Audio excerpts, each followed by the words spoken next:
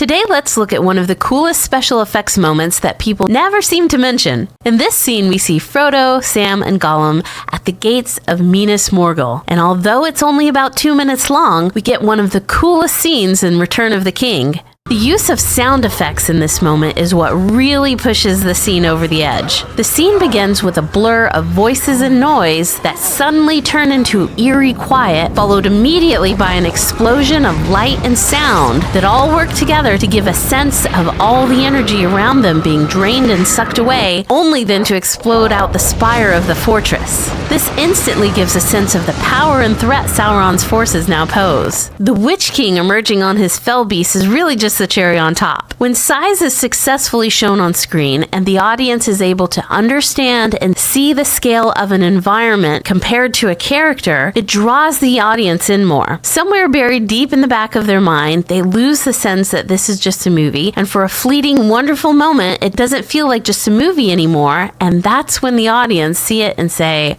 wow.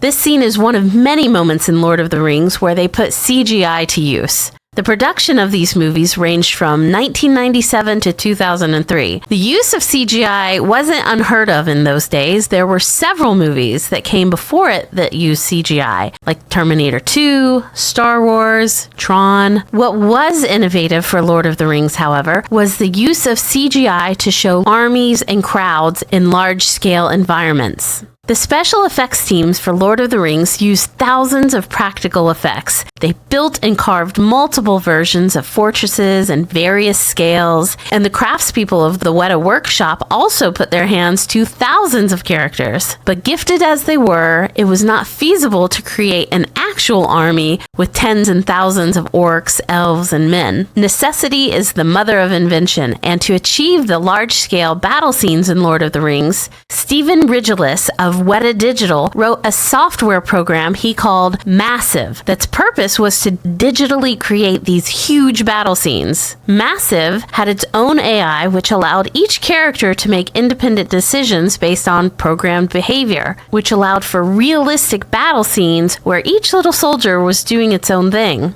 Massive was so effective that it later became its own packaged product and has been used in many movies since its creation. And Stephen Ridgelis received an Academy Award for scientific and engineering achievement for his troubles. Aside from the stunning special effects, the design of Minas Morgul was also striking. John Howe was the conceptual designer for the Lord of the Rings movies, and he would reference Tolkien's description of these fortresses when drawing them up. John Howe said that when he was creating the look of Minas Morgul, he was inspired by a trip to the dentist when they had used these metal clamps to grab hold of a tooth. And it was such a miserable experience that when he was designing Minas Morgul, he wanted to recreate the unpleasantness of metal clamping onto tooth with metal clamping onto the white stone of what was Minas Ithil. To further recreate Tolkien's imagery of Minas Morgul, the model was painted in such a way that it would reflect the sickly corpse light that illuminated nothing that Tolkien describes in his books. Technology alone cannot carry a movie. It needs to be paired with a sharp imagination and good judgment to create something that people will be discussing for decades.